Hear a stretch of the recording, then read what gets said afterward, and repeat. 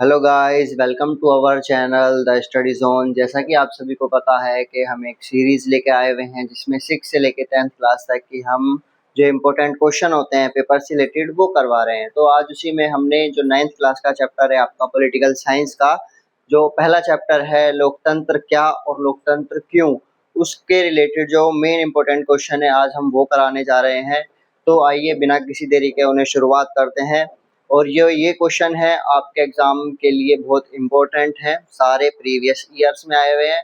तो आइए शुरू करते हैं। तो जैसा कि आपको पता है जो चैप्टर का नाम ही है लोकतंत्र क्या और लोकतंत्र क्यों, तो इससे रिलेटेड ही पहला क्वेश्चन पूछ लेता है आपका। वो होता है लोकतंत्र क्या है और इसकी विशेषता क्या है। जैसे आप सभी को पता होगा, आपने चैप्टर पढ़ा है, तो लोकतंत्र होता क्या है, लोकतंत्र की खासियत क्या होती है, यानी विशेषता यानी उसकी खासियत क्या है, उसमें क्या अच्छाई है, क्या वो चीज़ें बतानी है आपको। तो क्वेश्चन नंबर 2 है आपका, लोकतंत्र के 2 गुण और 2 अवगुण बताओ। यानी अगर किसी चीज़ की कोई अच्छाई है तो उस चीज़ की बुराई भी होगी, है ना? तो वो चीज़ बतानी है। लोकतंत्र के 2 गुण भी बताने हैं और लोकतंत्र के 2 अवगुण भी बताने हैं आपको। ठीक है, तो चलिए आप अगले क्वेश्चन पे चलते हैं। तो अगला क्वेश्चन है हमारा, लोकतंत्र शासन पद्धति दूसरे से बेहतर है, स्पष्ट करें।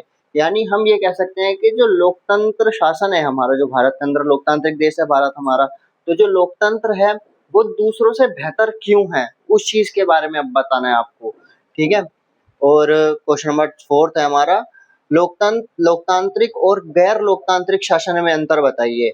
मतलब जो इसकी ये मेन क्वेश्चन हो जाता है आपके पेपर में, काफी बार पूछा गया है लोकतांत्रिक और गैर लोकतांत्रिक शासन। तो इससे रिलेटेड एक क्वेश्चन और है, यहाँ मैंने नीचे लिख दिया है वो।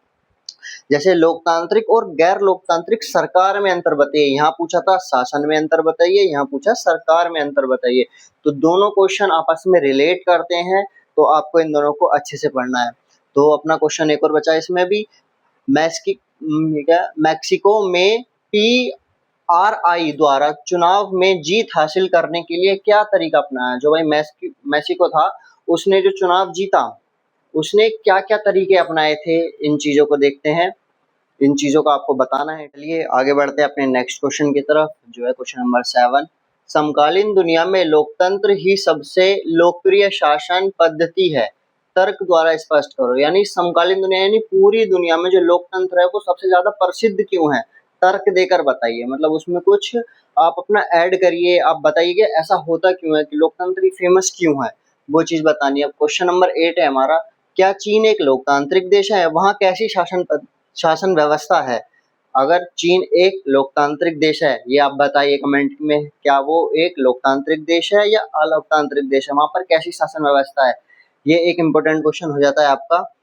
अब वो क्वेश्चन नंबर 9 है हमारा, विपक्षी दल क्या होते हैं और उसकी भूमिका, भूमिका यानी कार्य बताओ उसके, जो उसकी भूमिका, उसका कर्तव्य क्या है, उसके कार्य क्या है, विपक्षी दल को क्या क्या करना चाहिए, वो चीज मेन हो जाती है।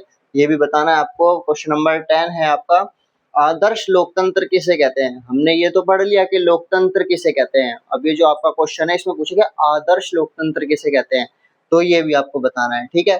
और क्वेश्चन नंबर 11 है, लोकतंत्र में नागरिकों की क्या भूमिका होती है। नागरिक यानी हम लोगों की लोकतंत्र के प्रति क्या भूमिका है, हमारे क्या कर्तव्य हैं, ये चीज भी बतानी है आपको। ये क्वेश्चन इंपॉर्टेंट हो जाता है आपके लिए। तो चलिए आगे बढ़ते हैं अपने नेक्स्ट क्वेश्चन की तरफ, जो है क्वेश्चन नंबर 12। लोकतंत्र की मुख्य विशेषता लिखिए। जो लोकतंत्र है, जो चैप्टर ही आपका लोकतंत्र है, इसकी मुख्य विशेषता लिखनी है आपको। ठीक है, ये मेन क्वेश्चन है आपका। और क्वेश्चन नंबर 13 है, लोकतांत्रिक सरकार की मुख्य विशेषता लिखिए। उसमें पूछा है लोकतंत्र की मुख्य विशेषता लिखिए, इसमें पूछा है लोकतांत्रिक सरकार की मुख्य विशेषता लिखिए। ठीक है।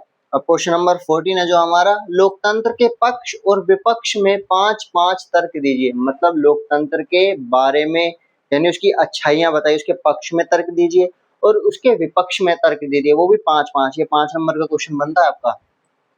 और जो 15 क्वेश्चन है, ये 15, 16 और 17 ये आपके मोस्ट इंपोर्टेंट क्वेश्चन है, इन्हें तो अच्छे से कर ही लीजिएगा, बाकी तो सारे ही इंपॉर्टेंट हैं। तो चलिए बढ़ते हैं 15 की तरफ। एक व्यक्ति एक वोट एक मोल से क्या अभिप्राय है। ये क्वेश्चन काफी बार पूछा गया है और आजकल सीबीएसई जरूर पूछ रही है ये क्वेश्चन, क्योंकि ये बुक के बीच का क्वेश्चन बनता है इसलिए। और अपना क्वेश्चन नंबर 16 है, वो है सार्वभौम वयस्क मताधिकार से आप क्या समझते हैं। ये भी क्वेश्चन आपका मेन है। और क्वेश्चन नंबर 17 जो लास्ट क्वेश्चन है आपका इस चैप्टर का, वो है एक लोकतांत्रिक सरकार चुनाव जीतने के बाद मनमानी नहीं कर सकती, मुख्य कारण बताइए। मतलब जब एक लोकतांत्रिक सरकार चुनाव जीत जाती है तो वो अपनी मनमानी नहीं कर सकती, इसके कारण बताने हैं आपको। तो यही आपके सारे इंपॉर्टेंट क्वेश्चन थे। आई होप आपको ये वीडियो अच्छी लगी हो। तो मिलते हैं ऐसी एक और नई वीडियो के साथ। जब तक के लिए चैनल को लाइक करें, शेयर करें, कमेंट करें और सब्सक्राइब करना बिल्कुल भी ना भूलें। जय हिंद, जय भारत, राधे राधे।